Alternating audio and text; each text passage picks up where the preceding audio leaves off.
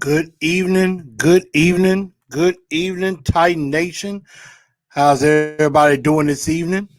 And welcome into Titans of Truth. I am your host, Chris, aka Blue Enforcer, and we are going to have a fun episode tonight. Just recording this episode for you. No, I know I told a lot of you that I'm not really doing a live show for the next few weeks, but just working on some things, trying some different things right now. But with some news coming down the turnpike, I figured this will be some good practice for me as well, and definitely to talk about some things that are going on centered around the Tennessee Titans. And as you can see in the headline, and as you saw in the clip in the beginning of the show, Arthur Smith, he gone, children. He gone. As you can see, this was what he was to us all year. Offensive coordinator of the Tennessee Titans. This is who he is now. He is now officially the head coach of the Atlanta Falcons. And so, as sad as I am to see this particular image, I am very, very proud and happy for him that he got this opportunity because it is well deserved. It is well deserved, and he deserved every opportunity. I mean, this guy, he literally started from the bottom, has been with the Titans for over 10 years. And as y'all can see, I have some stuff up behind me, but he has been with this organization for 10 years. He has been a quality control coach on both sides of the ball. You know, he helped get film and stuff to break down for the coaches. Then he got up and was an assistant. I want to say a defensive assistant or something like that. And then he ended up going to the offensive side of the ball. He was an assistant tight ends coach, and he became tight ends coach. He went up to become offensive coordinator, and now he's a head coach. So he literally started from the bottom, literally, and earned his keep. So he is now in Atlanta. Congratulations to him. He said, you know, of course, he's very humbled. This is a very humbling experience for him. And I know there's a lot of people out there trying to say, well, the only reason he got this job is because of his dad, Fred Smith. That could be no further from the truth. That is not the truth. Arthur Smith, yes, his family got money on top of money on top of money on top of money. My day job, I work for his father. But the fact of the matter is, that is not the reason he got this job. He got this job because he earned it. He earned every bit of the accolades that he's gotten. He earned this job. And he is now the head coach of the Atlanta Falcons. And he's going to be trying to build around Matt Ryan, maybe Julio Jones, and Todd Gurley. Now they're going to have to fix defense on that side. And rumor is that Dean Pease could be coming out of retirement to be joining Arthur Smith on staff in some capacity. Maybe Mike Vrabel could scoop him back up for defensive coordinator, but that's yet to be seen as of right now. But Arthur Smith being head coach, all I got to say is this. Yes, I'm sad to see him go. Yes, his last game wasn't probably his best performance. However, I am happy for him. I'm happy for him. I'm cheering for him, unless he's playing the Titans. I wish him nothing but good luck. I will always be an Arthur Smith fan. I appreciate everything he's done here. And he, definitely stepped up with class, with dignity, and with respect. And so he's earned mine, and he should definitely have all of your respect. I don't think he's going to fail at this position because he works too hard. He's a hard worker, tireless worker. His work ethic is great. He's just going to have to know how to make some in-game changes and adjustments. You do that, he's going to do extremely well in his new post. Now, some other news, and then we'll get to some possible replacements later on. But some other news that came up was that our star wide receiver, Pro Bowl wide receiver, downtown A.J. Brown, had surgery on both of his knees yesterday. And he was told that, with the injury that he suffered in week 1, that he could have been shut down. He should have been shut down for the entire season after that injury in the beginning of the year, but he played through the entire season. That just shows, number one, toughness. That shows the want to, and that's why I've always said AJ is a freaking dog. He is a dog. He is a man amongst boys. AJ Brown has all of a sudden become one of my favorite receivers in this world. This dude, was injured the whole year, still ended up with 70 catches, 1,075 yards, 11 touchdown grabs, makes his first trip to the Pro Bowl, and has already got 2 straight 1,000-yard seasons to begin his career. And I don't see it going anywhere but up for him going forward. So, AJ, rest up, heal up. We're going to need you next season at 100%. And he sent out a tweet. He sent out a post where he was live, I believe, after the surgery. And, a lot of people probably would think that might have not been the best time to go live, but he's saying, look, I'm this is a package deal. I'm trying to be a Titan for life. And that's what we all want. We want him to be a Titan for life. And I think after this season, at some point, they're going to probably have to be talking extension with him. They're going to be trying to set up a contract extension for him, and he's going to get paid. And believe me, he deserves every single dime that he's going to get. A.J. Brown definitely deserves the money. So, some other news that has come down the turnpike that I've seen also, and I don't have this up, but I'm going to give congratulations to our guy, the King, the Beast King, Derrick Henry. He has been named, I want to say, Pro Football Writers of America, I want to say. He's named the Offensive Player of the Year by Pro Football Writers of America. And he deserves that. He definitely deserves that. And it's another honor on top of him. He's the Offensive Player of the Year. He definitely should have been in the MVP conversation, which I think that's still going to end up going to Aaron Rodgers 9 times out of 10. But definitely congratulations to Derrick Henry. And it looks like he should be winning Offensive Player of the Year for NFL honors. Definitely. And I believe he also won NFL Ground Player of the Year for the 2nd straight year, if I'm not mistaken. So shout out to Derrick Henry. Congratulations to him and his great accomplishments. So we were talking about Arthur Smith leaving from offensive coordinator and is now the head coach of the Atlanta Falcons. So now you're thinking, who's going to replace him? Who is going to be the guy that steps up and takes over for him?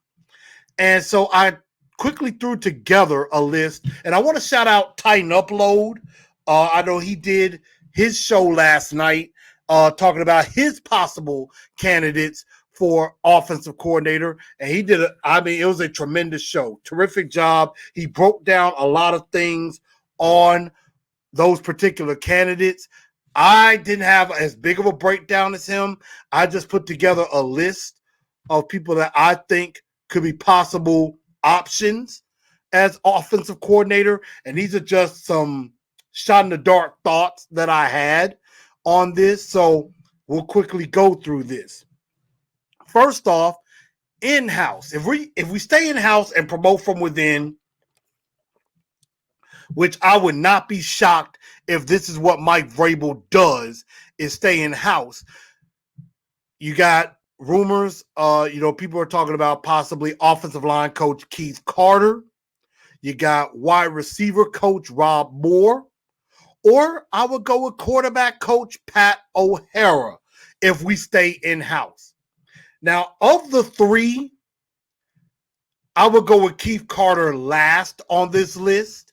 I know a lot of people thinking Keith Carter, he knows the scheme of the offensive line. He's done a great job and everything, but you got to remember, when Keith Carter first got in as offensive line coach with Mike Mularkey, and I want to even say Ken Wisenhunt, but definitely Mike Mularkey, a lot of us wanted him fired because the offensive line was a train wreck at the time.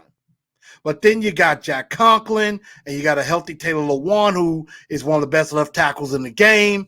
And, Keith Carter, they did such a great job this year with handling injuries. First, Taylor Lewan goes down. Then you bring in Ty Sambrailo. He goes down. And then David Quesenberry steps in and did an absolutely admirable job at left tackle. You had Aaron Brewer come in stints and do some good work in place of Roger Saffold or in place of Nate Davis as well. And you did all of this without your idiotic, dumb, stupid of a first-round draft pick, Isaiah Wilson, being an absolute dummy. And yet, our offensive line blocks for a 2,000-yard rusher, a quarterback that nearly got to 4,000 yards passing, had 33 touchdowns with 3 different left tackles, which is very impressive. So I do have to give Keith Carter that credit. Rob Moore, he, of course, is a former NFL wide receiver, mainly with the Arizona Cardinals. He, of course, has helped AJ get to where he is. Corey Davis had his best year as a Titan, just missing 1,000 yards by 16 yards. And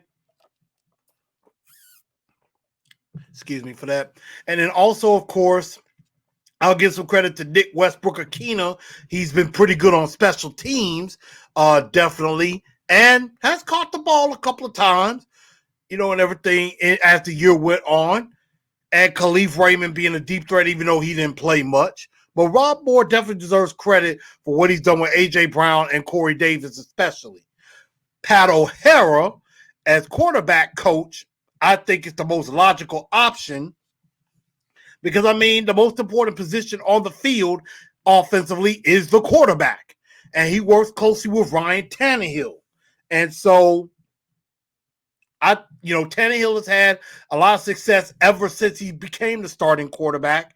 And Pat O'Hara, of course, is more known in the movies because he's the one that helped train The Rock, Dwayne Johnson, to be quarterback in the movie The Game Plan, as well as I believe he helped as far as training Adam Sandler to be a football player in The Water Boy, if I'm not mistaken. So he's got Hollywood connections. But those are just a couple of guys if I went in-house as offensive coordinator.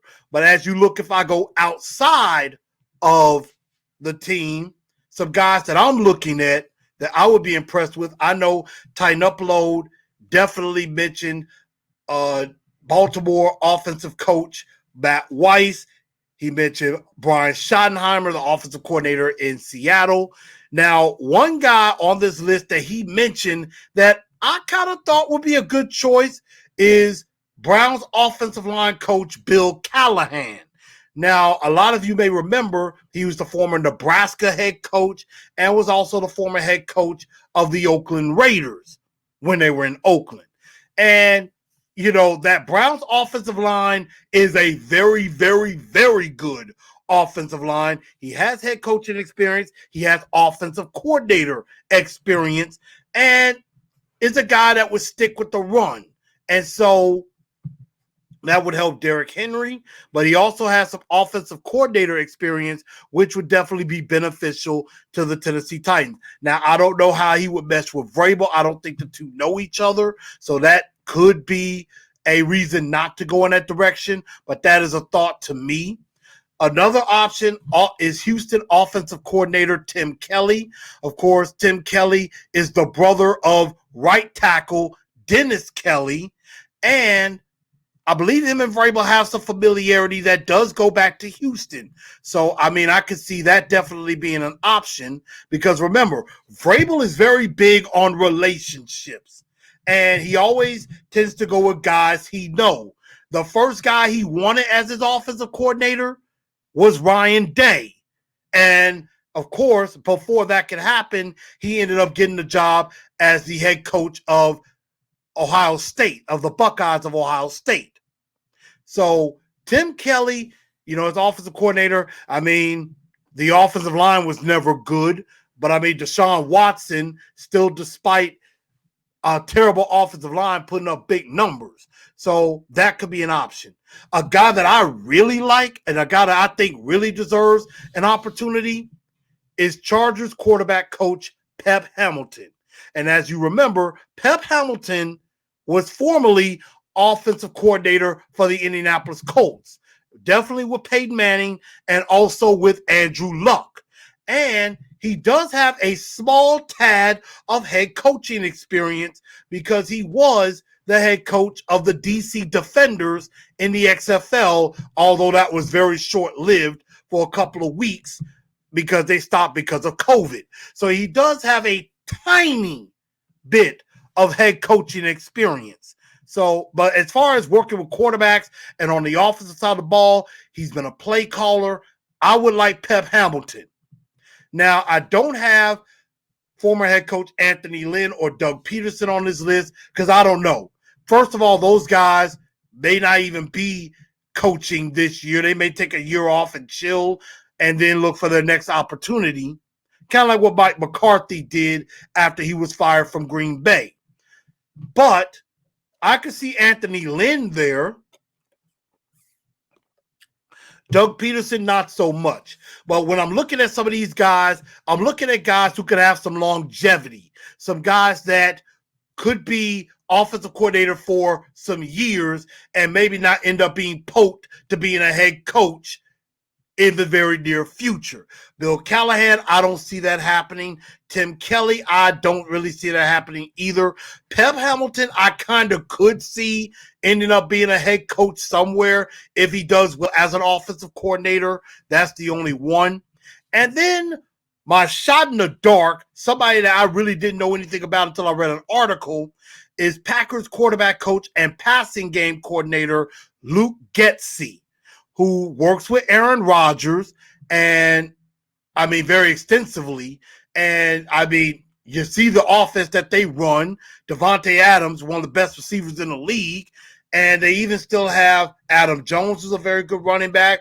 We saw what A.J. Dillon did to us in the snow. So, I mean, that's just a dark horse, shot in the dark, just surprise candidate that could be a possibility. Is Luke Getsy. Now, he doesn't have any play calling experience, so that could be where there could be some issue. But, I mean, hey, on-the-job training is sometimes the best training. So, those are just a couple of guys that I've thought about as possible offensive coordinator candidates. So, again, make sure you give me your thoughts on those candidates. Who do you think could be offensive coordinator of the Tennessee Titans? What do you think about Arthur Smith being gone as now head coach of the Atlanta Falcons? Again, make sure y'all share this show out. Make sure you follow me on Facebook, on Instagram, on Twitter. And I'll have more little short shows coming up. May talk about, may have a show where I talk about who could be defensive coordinator possibilities. He's already interviewed the secondary assistant head coach and secondary coach Terrell Austin from Pittsburgh, who of course has gotten a lot of interviews for head coaching jobs because of the Rooney Rule. But He could be a guy that could be defensive coordinator. There are some other possibilities. We'll definitely talk about that.